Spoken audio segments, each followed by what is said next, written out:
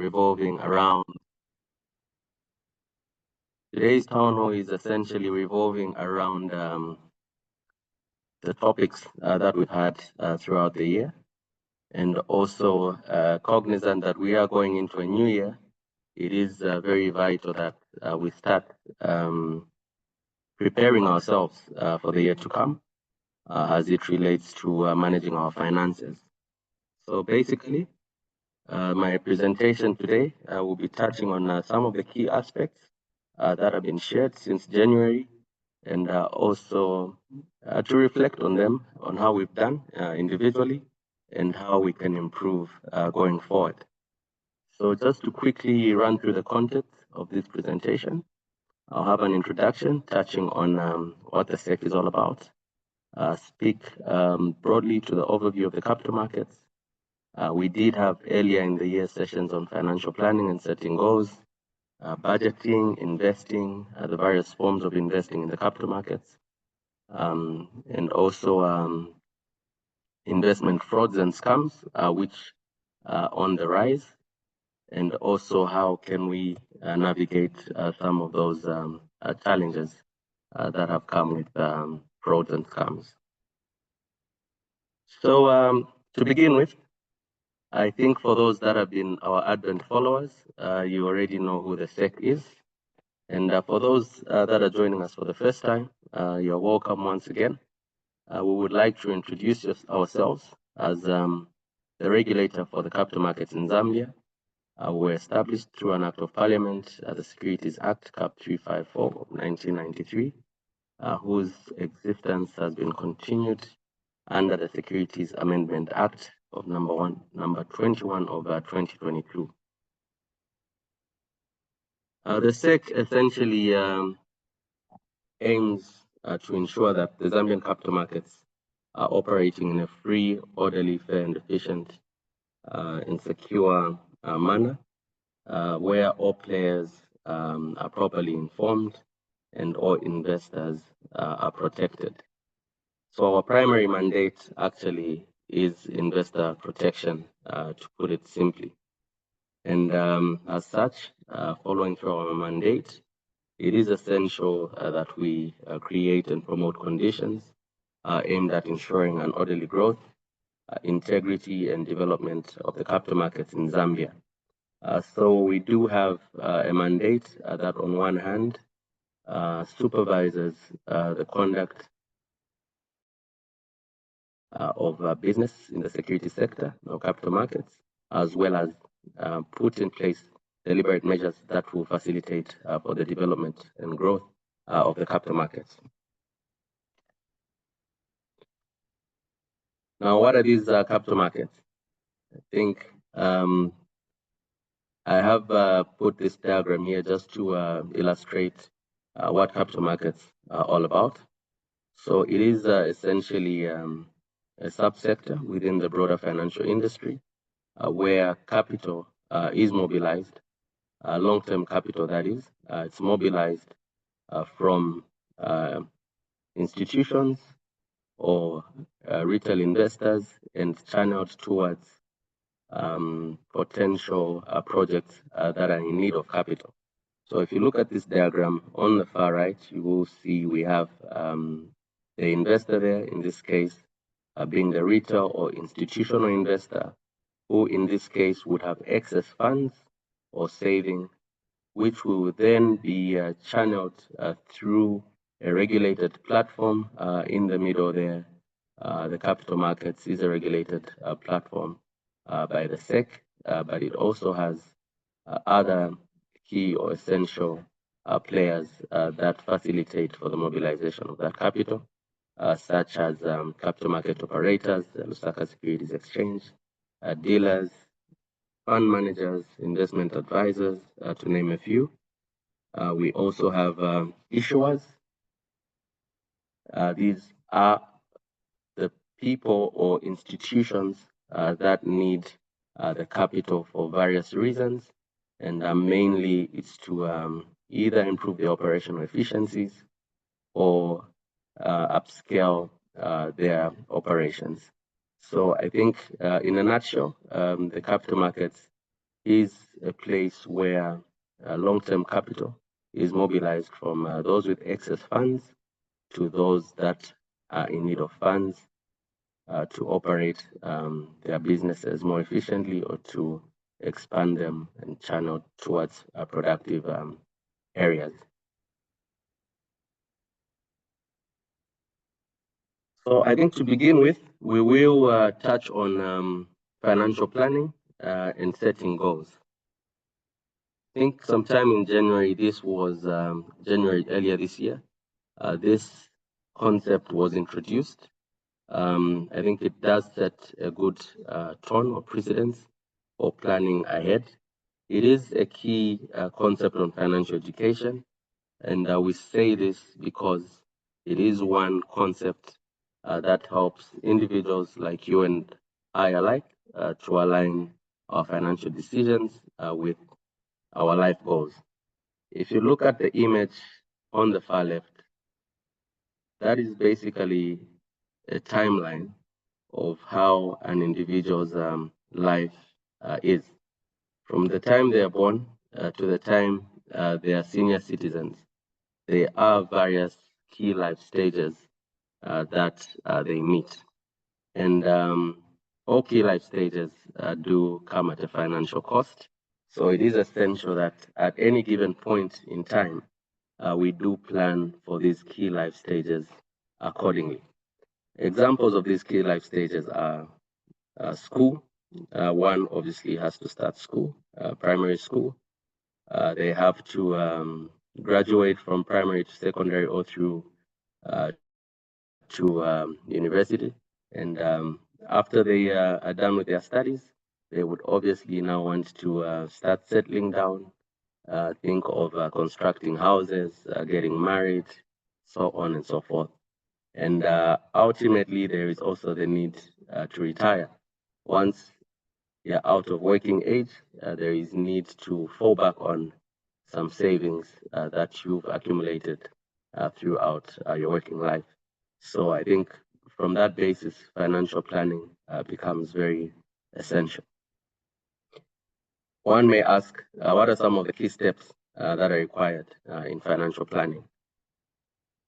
And we're just firstly trying to share that it is important, first and foremost, to do a self-assessment of your current financial situation or position. And that is basically to look at your net assets versus your liabilities. When your net assets exceed your liabilities, I think that is a good indication that you're in good financial state. And the opposite of that, I think, is indicative of potential room for improvement, because it basically means that what you're owing exceeds what you currently have. And of course, we will discuss other measures on how that can be improved through sustainable debt management. So another key step in financial planning, we're basically saying that you need to be able to set smart financial goals over the short, medium to long-term horizon. In this case, SMART financial goals were basically using the acronyms there, SMART being they should be measurable, they should be achievable, realistic, and also time bound. So to begin with, they need to be specific. How specific are your financial goals? I'll give an example. If you're going into 2025, you're tired of using buses and you plan to buy a vehicle. So the vehicle that you're planning to buy, is it a Vitz or is it a G-Wagon? So basically, you need to be very specific about what your financial goal is all about, because that also now provides some guidance in how you allocate your resources. So every financial goal needs to be specific. If you're going to be renting a house, you need to be specific as to whether it will be a one-bedroom apartment, whether you'll be sharing with a colleague, and so on and so forth. Measurable. You need to put some measure in terms of value to your financial goals, and that also probably speaks into it being achievable when you look at your current income. Is it achievable in the given period, if it's a short, medium, or long-term objective? And realistic also. That is very tied to it being achievable. Time-bound, that basically again speaks to the period upon which you want to attain that particular financial goal. So a first step to that would be the need to formulate a budget, which we'll speak in more detail to in the subsequent slide. But simply put, I think a budget is important because it just lays out a plan upon which we will monitor and track our income and expenses. And also, a budget sort of facilitates for us to be able to put a portion aside for the possible uptake of formal financial products and services. Sometimes, even in formal financial products and services, we see that when we have a budget, we are able to accumulate wealth because from that budget, we are able to direct some of our income towards investment products. For those that belong to village bank savings groups, also, those are some of the informal financial products where a budget can help you navigate or channel your resources to. And a budget also it helps us to track possible key life events or stages that we anticipate and keep us better prepared. So once we take up some of these formal and informal financial products and services, we can actually be more deliberate about how we plan for our future. These days, for instance, we have educational policies. So if you have children that are still young, we know that one day those children will require university education. So it is essential that we try and shop around for formal financial products that speak to education, because they help you to allocate relatively small amounts or fair amounts over a long period of time. And over time, we do see that when the maturities come to fruition, we are able to assist our children into getting into universities, as an example. We're also able to manage risks through a form of financial products, such as the uptake of insurance products, and also we're able to better manage our debt, as an example. To speak a little more into the budget. So like I said, budgeting is simply a process of formulating a plan to manage your financial resources. And a budget does have some key elements. And this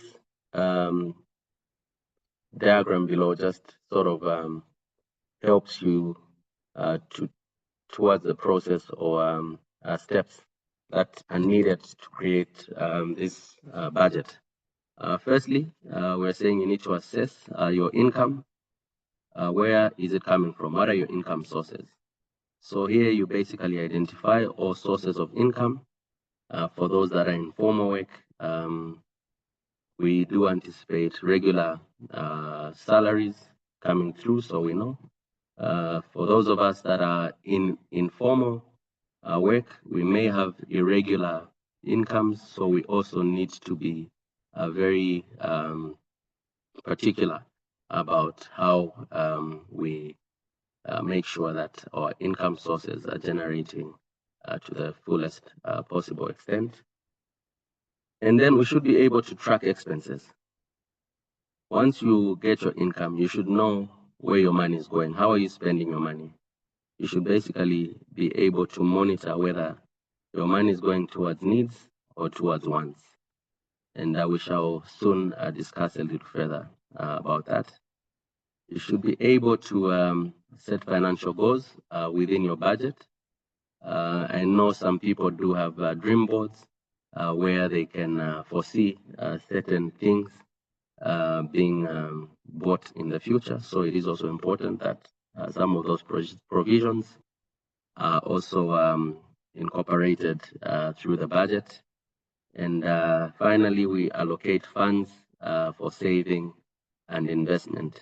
From the SEC and I think other financial sector regulators, we've prioritized, firstly, the need to remove saving and investment when you're just making a budget.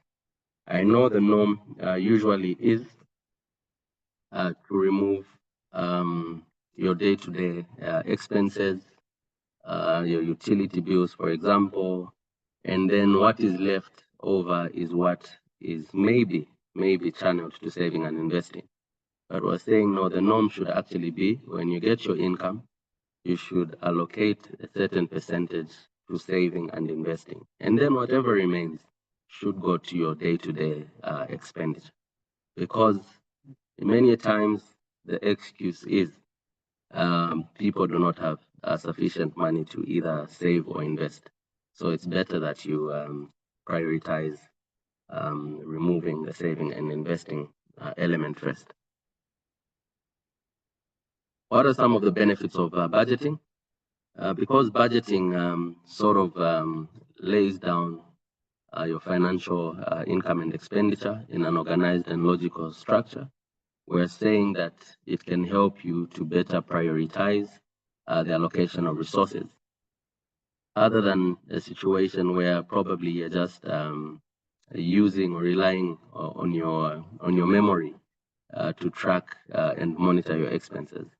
But because you have this written down somewhere, or it's somewhere in a computer on an Excel sheet or in an application, you are better able to reference to it, making sure that nothing is left out.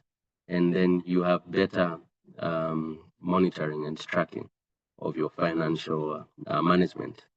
So control over finances is effective management of income and expenditure. It helps you to achieve financial goals in the sense that you can set and accomplish your financial objectives.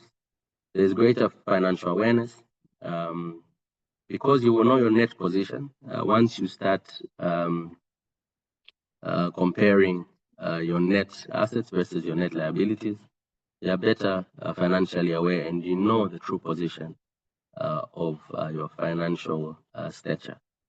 And also, it is important for us to be ready for unforeseen events such as health issues. We always need to leave room for unforeseen or unexpected events because that is life. So a budget also helps us to plan for those unforeseen events. We did speak to investing earlier in the year, and what were we saying about investing basically? We were saying investing, simply put, is putting money into a venture with expectation of a positive return on investment. Suffice to mention that it's not always that there will be a positive return on investment because investments can either be positive or negative. It's not always that what we anticipate as a positive return will materialize. A real example is given the current crisis that we're in, where we're experiencing drought and an energy crisis, which obviously would have some negative externalities when it comes to the way a business, for example, will operate. So because the efficiency aspect is diluted, it's most likely that a business or an investment will not reap as initially envisioned. So we always need to be mindful of that, but we need to be deliberate about how we invest And why we're saying you need to be deliberate about how you invest is because we're encouraging people to invest in regulated sectors such as the capital markets, because there the risks are mitigated. So what are the forms of investing in the capital markets? We're saying you can invest through debt and equity instruments. Debt instruments would be your government bonds or your corporate bonds. Equity instruments would be your stock, or commonly known as shares. You can also invest in collective investment schemes.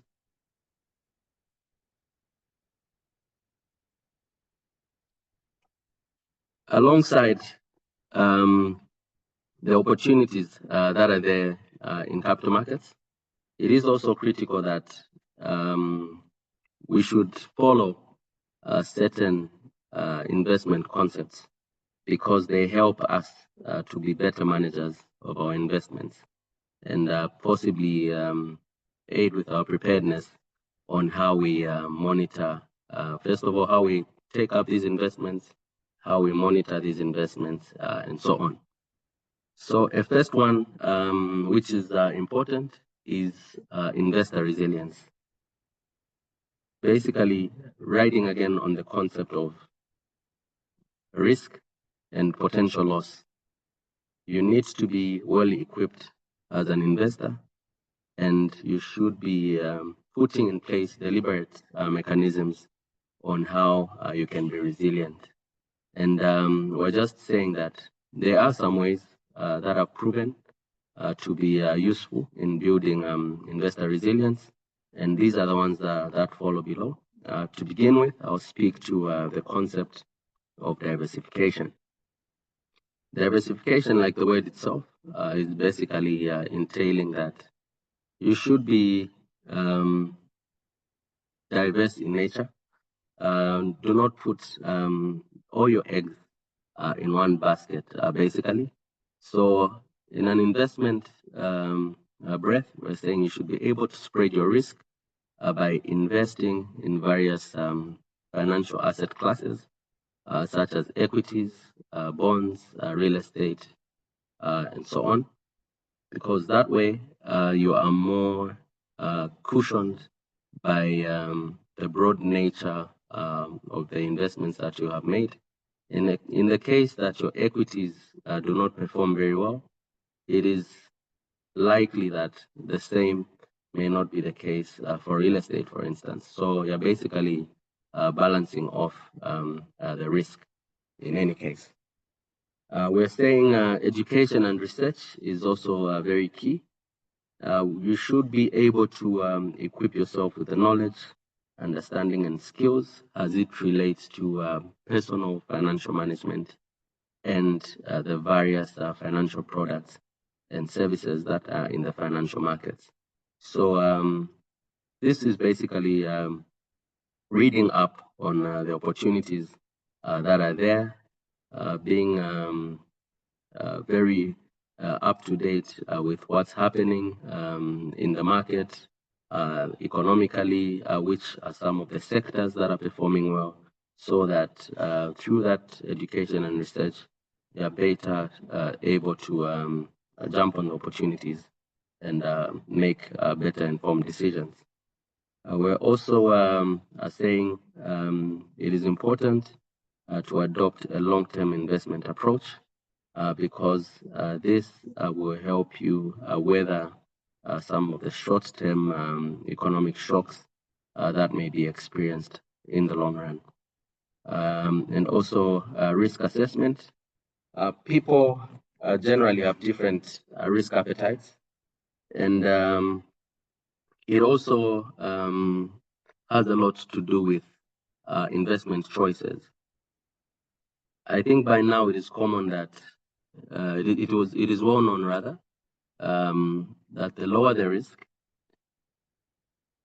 the lower the return, and the higher the risk, the higher the return. So how do you rate your risk appetite? There are a lot of investment frauds and scams that are going around, which are very high risk, but you still see people participating in those sort of fraudulent schemes. So I think in a nutshell, we're basically saying even when it comes to investment in the capital markets, you should be able to make a sound judgment with regards to how you allocate your resources to the various investments. I see there's a question there. Enjoying the presentation. Are we going to receive copies of the slides? Yes, Mr. Joseph Scoviso.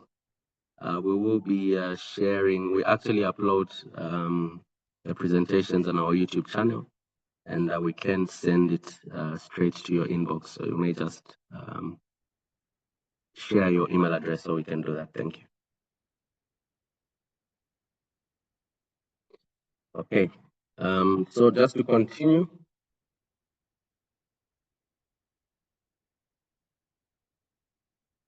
Investing through the capital markets. Just to delve a little deeper in some of the opportunities that I mentioned earlier, starting with shares. First question is, what is shares? Shares are basically products within the capital markets. Sometimes they're referred to as equities, which is a bit complex, but simply put, they are shares or stock. This is a representation of a part ownership in a listed company. So shares can be accessed through a regulated firm or through an individual stockbroker. And basically what we're saying is that because there is a company that needs capital, it will now come to the public through the Securities and Exchange Commission, of course, as a regulated channel, express its interest to raise shares from the public and register its shares in readiness for an initial public offering. So in this case, an initial public offering will be basically an activity, a first step, where a company is inviting members of the general public, either retail investors or institutional investors, to take part in the buying of its shares. So once that is done in the primary market, you then become a part owner in the event that you have bought a number of shares in the company. And like I mentioned earlier, this has to be through a regulated firm, such as a stockbroker or an individual. And what are some of the benefits that you can derive from investing through shares?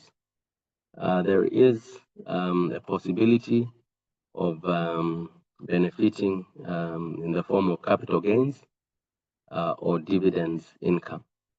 For capital gains, we're basically saying that, for example, if you bought one share at 1 kwacha in 2024 January, and by the time it's December 2024, that share, which was 1 kwacha, has increased in value to 2 kwacha. So basically 2 kwacha minus the 1 kwacha that you bought represents a capital gain on your share of 1 kwacha. So it is possible that when a company performs well, for example, and its value increases, its share price is able to go up in value. And as an investor, you can potentially benefit from that. Another way of benefiting is through a dividend payout. Depending on the company policy for the dividends, it is also possible that in a profitable year, a company may decide to give a specific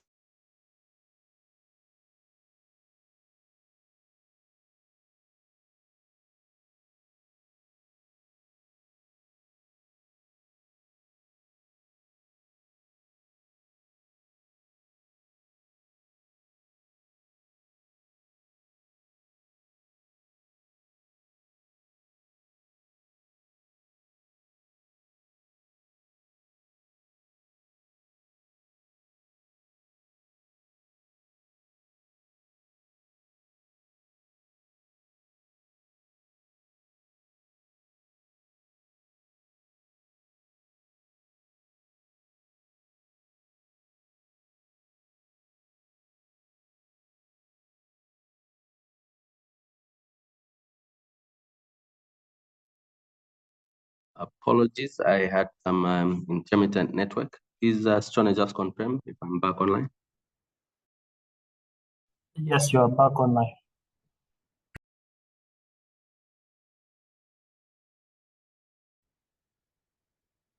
Thank you. That are there for investors in listed companies, where they're able to participate in the decision-making of a listed entity through an annual general meeting, where they're invited to participate. And also there is need to disclose material information by listed companies, which also helps investors or potential investors to make informed choices whether they should remain investors in that company or they should actually sell their shares, or if they are potential investors, they'll be able to gain interest in acquiring shares of a particular company. Aside shares, we have collective investment schemes, which were spoken to also earlier in the year. These are basically products that are offered in a way that a collective of people come together to invest in a particular asset. So the investor can invest in a collective asset through a fund manager. An example is where, for instance, a corporate bond has been issued, which is way beyond an individual's reach. Say a 10 million kwacha worth of a bond has been issued. It would be very difficult for me to actually gain access into investing into that particular corporate bond. But with many people coming together to join me into that interest, it is possible that the 10 million kwacha can be raised, and that corporate bond which has been issued can be accessed. So basically, it is a collective of people coming together to attain opportunities for investment into different asset classes.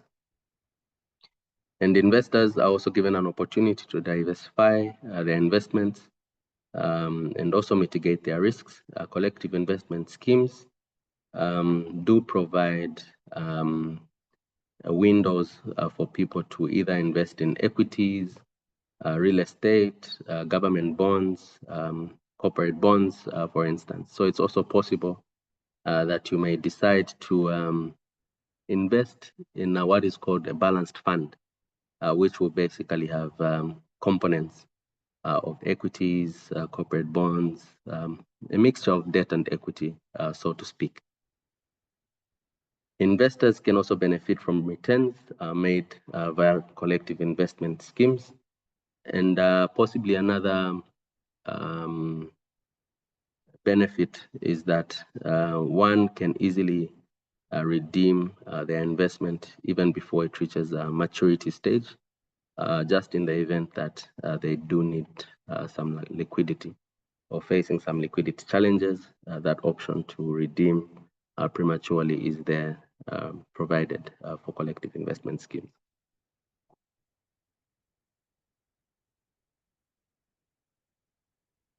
We also speak to bonds as an investment option.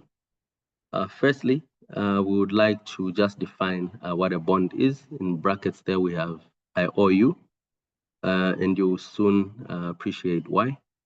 So why we're saying it's an IOU, it's basically a fixed income instrument that represents a loan made by an investor to a borrower. So a bond can either be a government bond or it can be a corporate bond. Manga. Hello, Manga. Yes. Hello? Sorry to disturb you. After the intermittent network, I think we lost your screen.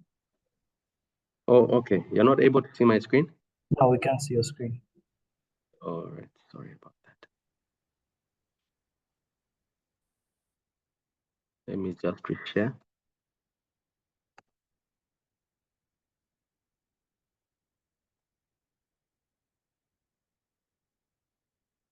Okay, please just confirm. Yes, I can confirm.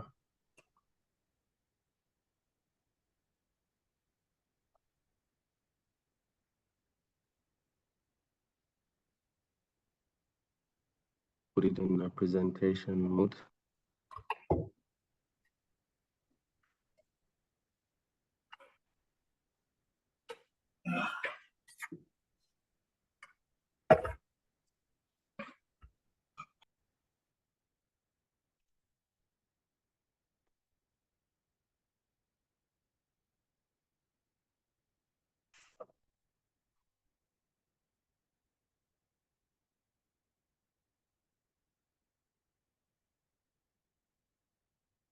Sorry, I'm just trying to unhide something that is blocking the screen. All right.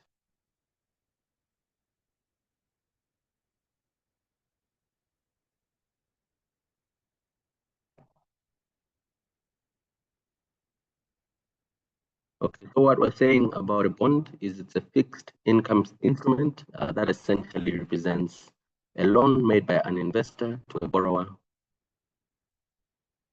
In this case, it's a corporate or government which is borrowing the money. So it's the government saying, I owe you, to a retail investor or an institutional investor or a corporate also saying, I owe you, to, again, a retail investor or institutional investor. So that is just an illustration, again, similar to the way the capital markets ecosystem was introduced or illustrated. The same is basically happening for the bonds.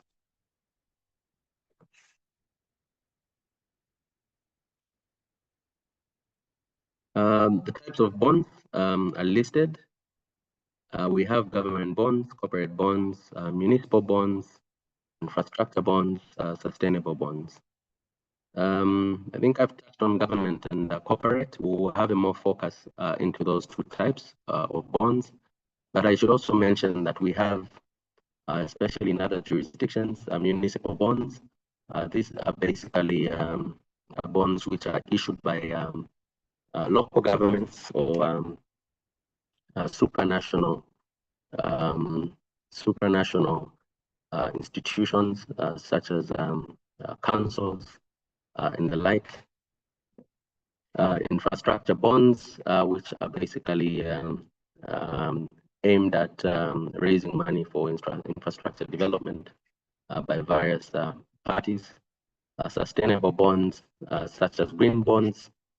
These are bonds that are issued by either government or corporate for purposes of green investment or investment that is climate friendly and supportive of sustainable business models. To have a focus on the government securities, we're basically saying that these debt instruments are issued by the government to fund its objectives or operations. I think you may agree with me that government has very huge expenditure, and it's not always that the national treasury will have sufficient resources at any given time to undertake some of these huge development agendas that it has. These may include the building of hospitals, road infrastructure, and so on and so forth, which are very capital intensive. So bonds do provide an opportunity for the government to borrow from the public, but also beyond that, it provides an opportunity for investors to lend money to the government with expectation of a return. And for government securities, it is twofold. Money is raised through government bonds, but I thought I should also touch on treasury bills.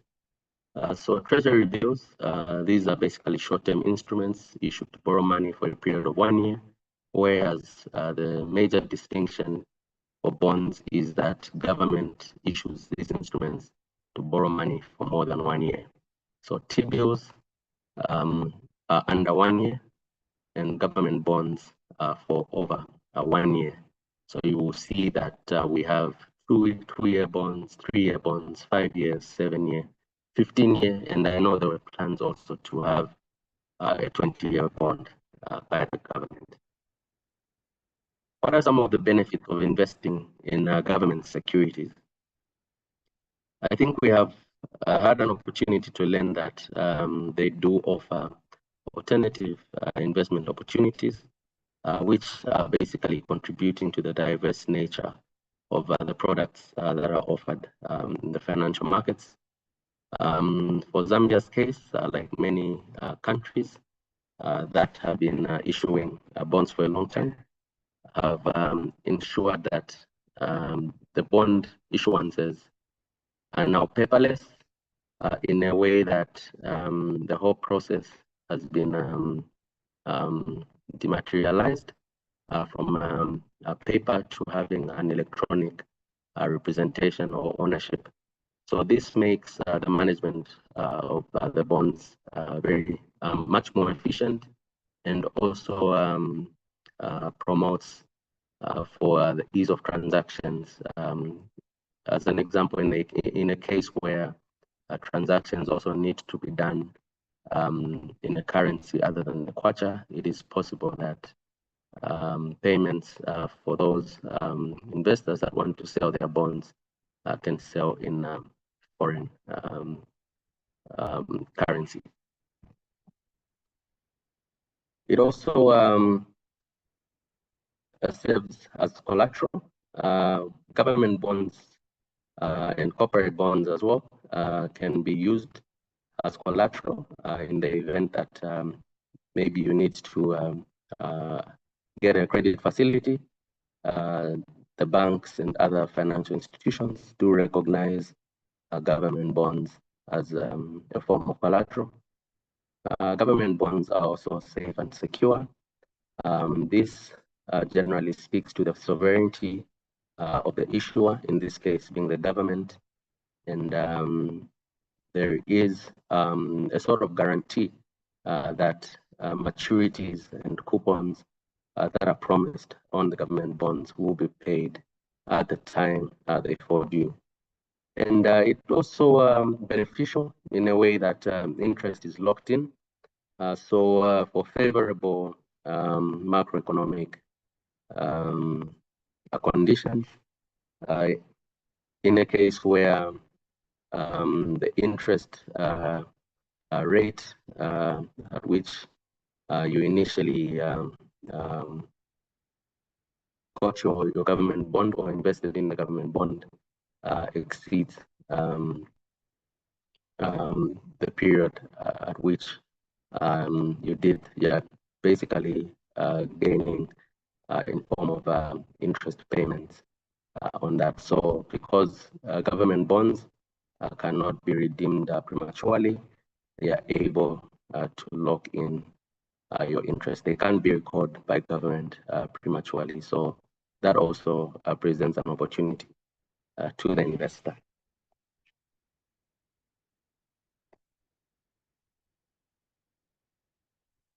Looking at eligibility to invest in government securities, we did learn that this process has been simplified, and all you have to do is to register with the Bank of Zambia by creating a CSD, or Central Securities Depository account, via the investor portal.boz.za.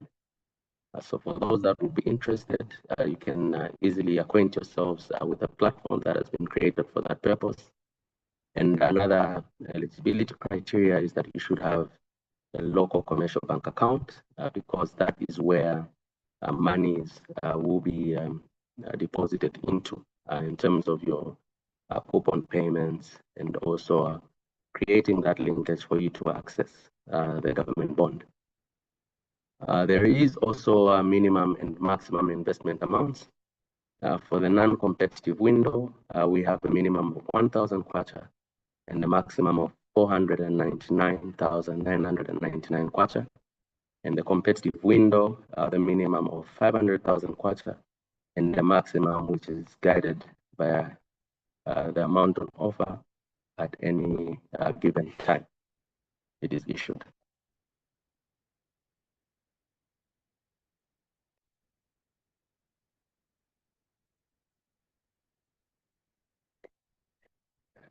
And then aside the traditional investment products, we do have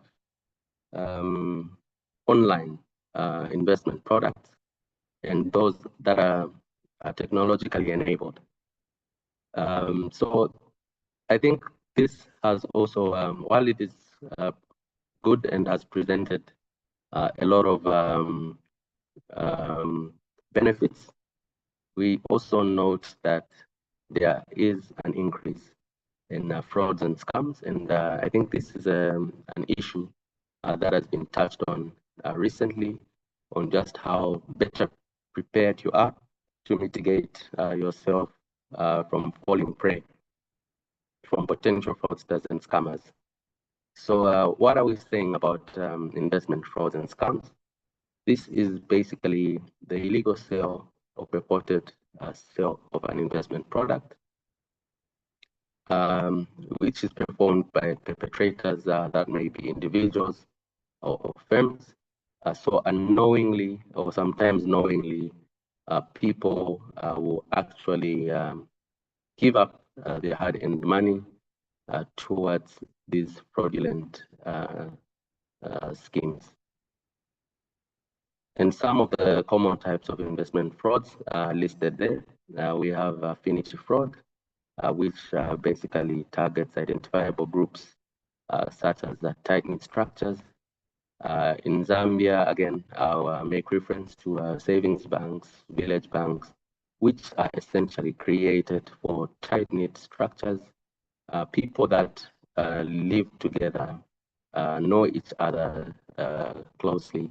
But then we see a trend where these groups are now restructuring in a way that they are growing bigger. What started as a 10-member group is now a 100-member group, and it's not always that you know everyone on a personal level. So some people join those groups just to take advantage of the situation and possibly commit frauds within those groups. We have advance fee fraud, which basically sees the request where a request the investor is made to pay an upfront payment, which is disguised as a fee, commission, tax, and so on. And many do actually fall prey to this. So we are basically saying that you should be wary of such advance fee fraud, where the intention looks very noble and looks like a just cause. So you may be lured to make it look like you need to pay some sort of fee to be part of that particular cause. We have also online scams such as binary options fraud, which is usually an online-based contract option where the payout depends on a yes or no proposition. Internet and social media fraud. This is where basically there is a high use of misrepresentation to lure potential investors. Ponzi schemes, investment frauds that pays existing investors with funds collected from new investors. So there will always be a call for you to invest monies to keep these Ponzi schemes running.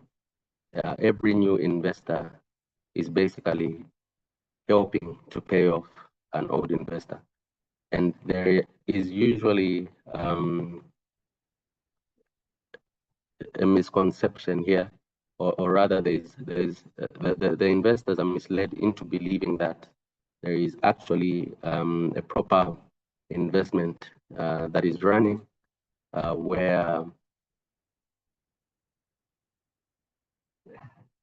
there is actually a proper investment that is being run where you are made to believe that you are part of this great investment project, as an example, but in essence, nothing exists. And the more you pay by way of purchasing more investments, the more you're just helping the perpetrators to pay off other existing investors within those schemes. Similar also is the pyramid scheme, which is usually disguised as a legitimate business entity. This may be also a marketing company which solely thrives on new recruits. So there are some marketing companies that may be actually running pyramid schemes. So they thrive on network building, and the more members you help to recruit, the more they promise you some returns, but in the end, they're just using you as a conduit to bring on board more members so that they can keep fueling the fraudulent scheme. And then we have pump and dump schemes. This is basically false promotion of stock price and profits by offloading and finally dumping onto the market.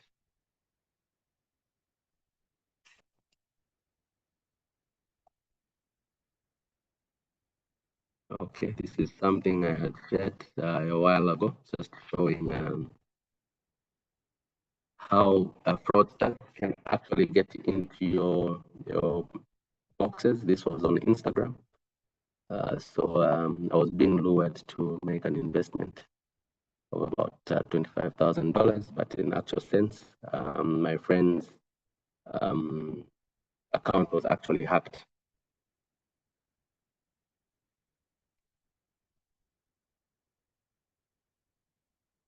So we need to be very careful, even on our social media platforms. When there's an unreasonable request, I think that should serve as a red flag. How can you avoid frauds and scams? We're basically saying there's some ways that are proven good to be mechanisms to prevent frauds and scams. Basically, you need to embrace investor education because that will make you become a smart investor, as you will be equipped with the requisite knowledge and understanding of what's required to be a smart investor. You should be able to undertake due diligence on any investment opportunity. You should be able to verify that an investment professional is licensed with the SEC or any other financial sector regulator, such as the Bank of Zambia or the Pensions and Insurance Authority. If you're not sure, you can go on the websites. You can even give phone calls just to validate that the investment protection, what the investment protection professional is claiming to do is actually real. You should be able to conduct research on a product before investing. You should be able to assess the impact of fees when choosing an investment. Investing is like shopping for any other product where you find different prices for the same product. It is possible also. So it is also important that the same principle that is applied for other products is applied in investments. Should be able to understand that risks exist in all investments, and you should avoid get rich quick and can't lose schemes. A lot of people again have lost huge sums of money because they want to get very rich in a very short period of time without even understanding what sort of investments are being made using their monies. You should recognize the power of compound interest, recognize the importance of diversification, like we said, plan for and invest according to your future needs and goals, recognize the benefit of long-term, regular, and diversified investment.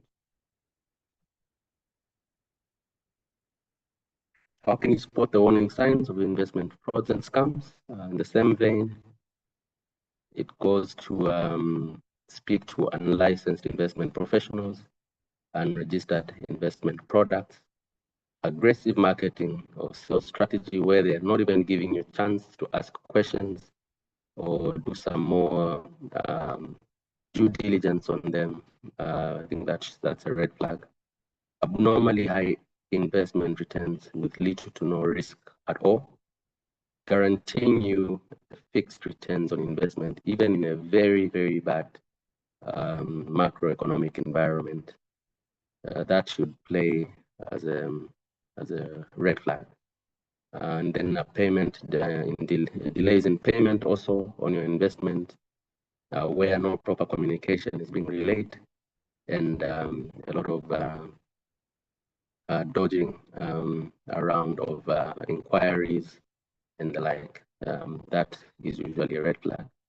And also disclosure issues where you want to get more information on the nature of the investments, but no proper information is being given to you. That is also a potential red flag.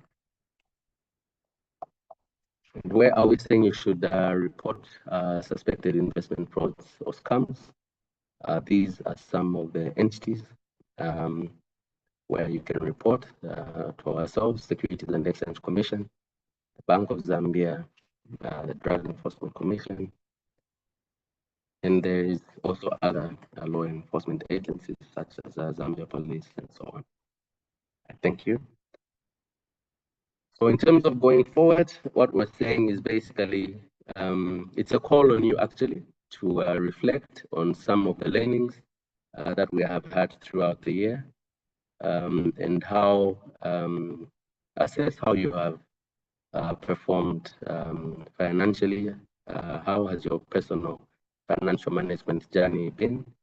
And if it was positive, what investment opportunities can you even look out for to further make meaningful returns? And for those that haven't employed learnings, there is always room. This is a new year. New years always usually come with a lot of resolutions. So if personal financial management is an area that was great and probably needed some more improvement, there is still room to rethink and re-strategize, and also ensure that the coming year will be better used, and help you also where we stand ready also to help you navigate that journey by providing consistent investor education and so on. Thank you. At this point, we will invite questions. Tony, over to you. Thanks. Thank you, Muvanga, for that wonderful presentation. Moving quickly into the comment section, there are a number of questions. We'll start with an anonymous attendee who asks, how safe are Zambian government bonds in terms of protection against seizures due to political reasons and the risk of default? I repeat the question.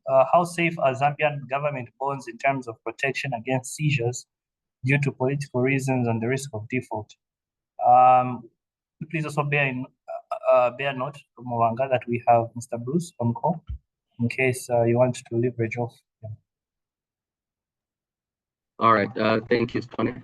Maybe just to answer that question, bonds are usually considered risk-free, like I said, due to the sovereign nature of the issuer, in this case being the government of the Republic of Zambia for us. And because there is also what is seen to be a guaranteed coupon and maturity payments by the full faith and credit of the government, the risk is very minimal. But obviously, there are cases where the risk is very high, especially in war-prone areas, and you will see that participation even in the financial assets is very low, and in most cases non-existent.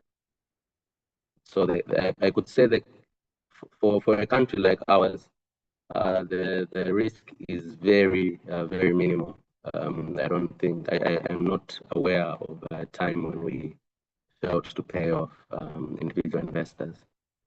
Bruce, unless you're on the point you would like to add. Thank you. Adequately tackled the question. Only to say that when you talk about investments, there's no investment that is 100% risk-free. Even government bonds do have some element of risk, but the risk is minimal. So the message to take is that no investment is 100% risk-free. And just to add on in terms of whether government bonds can be seized, I think the simple answer is yes, if it's proven that the funds that were used to acquire those government bonds were obtained fraudulently. The law enforcement agencies do have the powers to seize those bonds. Thank you.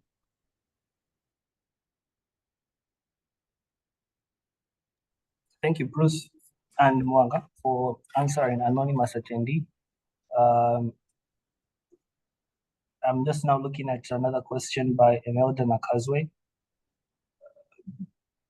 If one wants to make maximum profit, which is more profitable between treasury bills and bonds?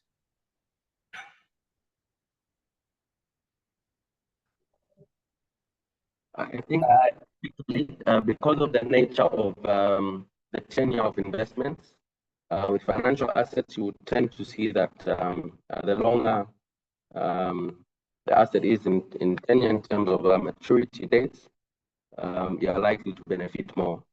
They usually carry a higher interest rate than shorter term. So T-bills, I think in the recent years, you will see that they've always fallen behind government bonds, which are longer term debt securities.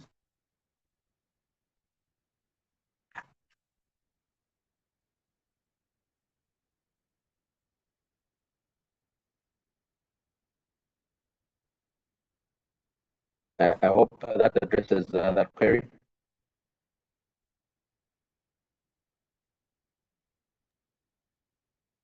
Just to amplify what Mwanga has just explained, yeah, like he rightly put it, usually when it's a short-term debt instrument, when you compare that to a long-term instrument, what the investors would demand, they would demand a higher rate of interest on the longer dated instrument. The reason being that because it's a longer dated term, there are factors such as inflation that need to be taken into account. Hence, the main reason why they demand a higher interest rate compared to the short dated instrument. However, if you want to find out what's suitable for you, you have to approach a licensed investment advisor who's going to do a risk profile on you to determine your risk appetite, and thereafter they would recommend which type of instrument would be suitable for you.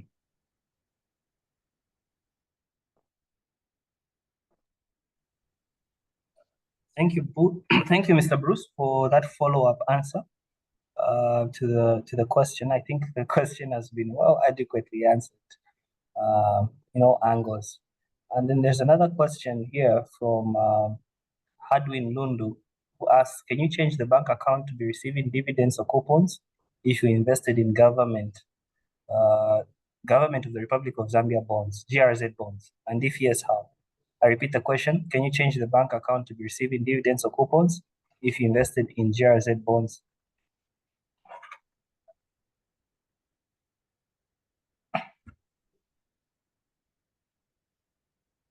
I think that there should be a provision usually to update details. So I'm sure the app would have that option. We do have the government securities unit, which is, I think, better placed to guide through that process. But with reference to other applications, there is usually provision to update your personal details. Thank you, Mwanga, for that answer. Mwando asks, when looking at shares that are lowly priced at the moment, how does one assess the potential of a share price going up? When looking at shares that are lowly priced at the moment, how does one assess the potential of a share price going up? I think I would ride on a similar response to what Bruce provided. Firstly, it is essential to consider getting the assistance of an investment advisor, but also within our own capacity. I think we're able to make better informed decisions when we follow market trends, when we follow the news, what is happening in the economy. So I think that personal interest to also research and keep updated on market sentiments and dynamics can help us to make a better informed decision. I'll give an example. Right now, we are faced again with an energy crisis. So from my personal point of view, I would take a keen interest maybe to invest in alternative energy companies, because I know that there will be value that will be derived, and possibly those companies that are getting into that business will be valuable at this point in time. Colleagues from the SEC, if you have any contributions on the same, please feel free to do so.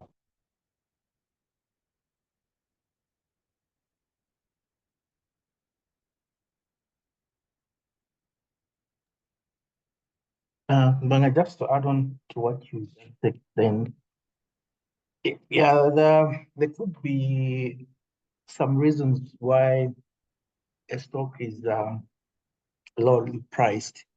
It could be that it's just undervalued, and hence it's got a lower price.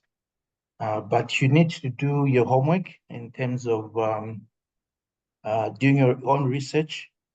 That's looking at the financial information that the companies are publishing, and any other information that the company is publishing, which has a material effect on the price of the stock. So it all boils down to information. You need to be equipped with information.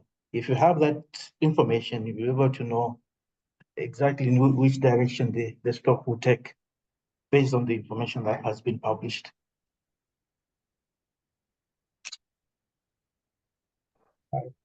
Thank you, Mr. Bruce, for that lively answer. I'll just follow up with a question, with a statement, actually an answer from Mr. Nondesi Chilema, in reference to one of the questions that was asked. He says, any details on your investment can be updated at any time with your service providers. You just have to contact your bank or your investment advisor / broker and follow their instructions. Ladies and gentlemen, it so happens that we've run out of time. We do certainly apologize on that note for some of the questions that may not have been answered. We do our best to get back to you with those answers. With that said, just under a few seconds, I'll ask my colleague Maggie, to just say something with the current campaign that has been launched pertaining to the scams and awareness. I'm already privy to the fact that Mr. Mwanga Kondolo labored extensively to talk about frauds and scams. So just kindly just sum up what the new campaign that is being launched is all about. Maggie, over to you.